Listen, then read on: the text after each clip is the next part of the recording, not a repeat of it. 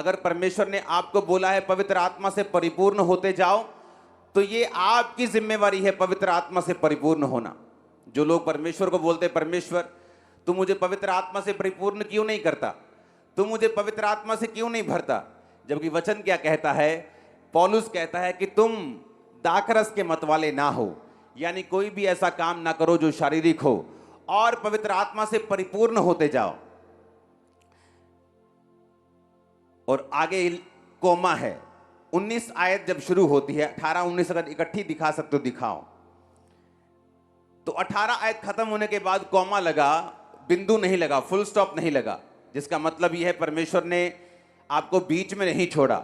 अगर वो आपको जिम्मेवारी देता है कि पवित्र आत्मा से तू खुद भरना है, मैंने नहीं भरना, तो 19 आयत में लिखा है कि आपस में भजन, स्पीकिंग टू योरसेल्फ, इंग्लिश में और अच्छा लिखा है कि इंग्लिश में लिखा है कि अपने आप से भजन संहिता से बात करना, अपने आप से खुदा के वचन में से बात करना, अगर तुझे पवित्र आत्मा में परिपूर्ण होना है। मैं आपको सिर्फ एक कोमा की बात बता रहा हूं।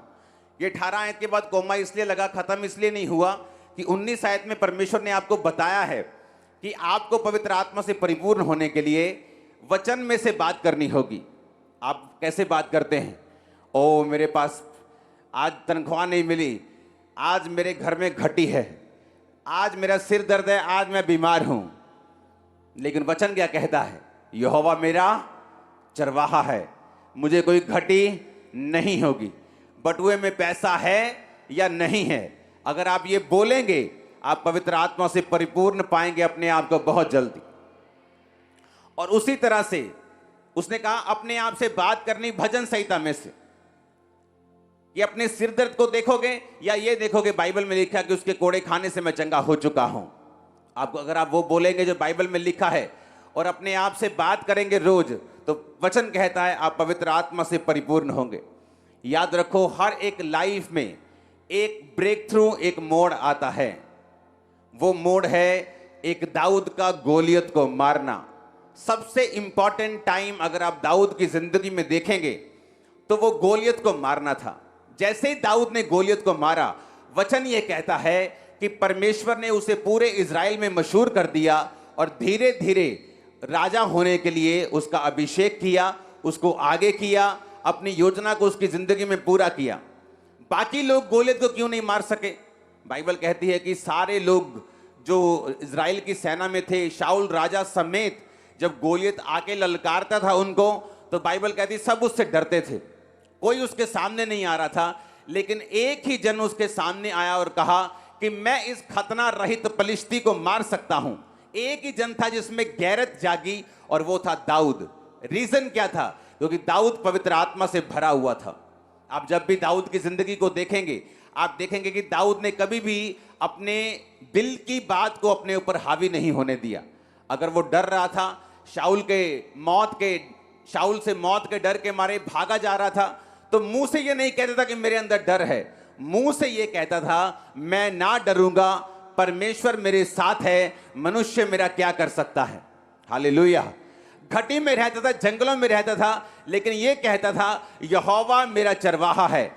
जब धूप लगती थी बोलता था वो मेरे जी में जी लेके आता है। और इसीलिए बाइबल कहती है कि दाऊद पवित्र आत्मा से परिपूर्ण व्यक्ति था। क्यों परमेश्वर आपको पवित्र आत्मा से परिपूर्ण करना चाहता है? वो इसलिए आपको परिपूर्ण करना चाहता है कि वो आपकी लाइफ का गोलियत, आपके सिर, जो आपके सिर से ऊपर, आपके कद से ऊपर, आपके जीवन से बहुत एक बड़ा है, और वो आपको चैलेंज कर रहा है। परमेश्वर ये चाहता है आपका वो गोलियत आपके पांव के नीचे आए, शैतान की तरह जो आज आपके पांव के नीचे है। लेकिन कैसे होगा? बाइबल कहती है जो पवित्र आत्मा से परिपूर्ण हैं वही शैतान को हरा पाएंगे। जो पवित्र आत्मा से भरे हुए हैं वही डेविल को हरा पाएंगे।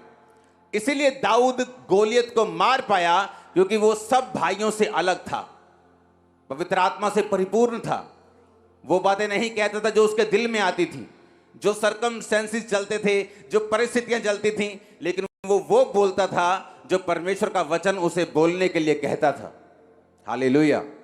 और जब एक बार आप पवित्र आत्मा से परिपूर्ण हो जाते हैं, उसका एक मकसद है। दाऊद राजा नहीं बन सकता था अगर वो लोगों की निगाह में नहीं आता तो। लोगों की निगाह में आने के लिए उसका एक ऐसा काम करना जरूरी था जो लोगों को शॉक कर दे। वो काम कभी नहीं हो सकता था अगर दाऊद पवित्र आत्मा से परिपूर्ण ना होता। दाऊद पवित्र आत्मा से परिपूर्ण कभी ना होता अगर वो परमेश्वर के वचनों को अपनी लाइफ की विपरीत परिस्थितियों में बोलना ना जानता। हालेलुया।